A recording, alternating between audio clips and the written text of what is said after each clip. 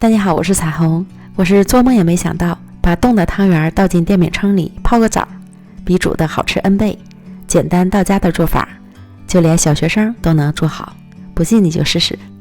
电饼铛开小火预热刷油，汤圆不用解冻，直接倒进去，每个之间留出足够的空隙，摆正位置，再加入少许清水，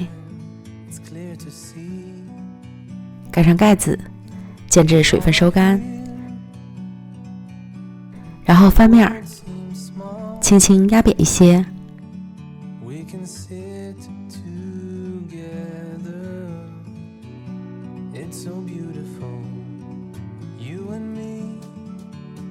盖好。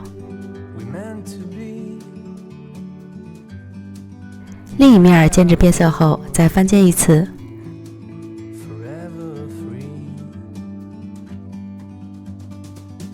直到把两面煎至金黄酥脆即可出锅。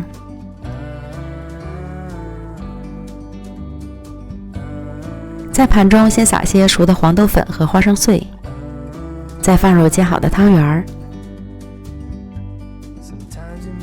表面再撒上一层黄豆粉，美味继承。是不是非常简单？我给它起了一个很好听的名字，叫水玉汤圆儿。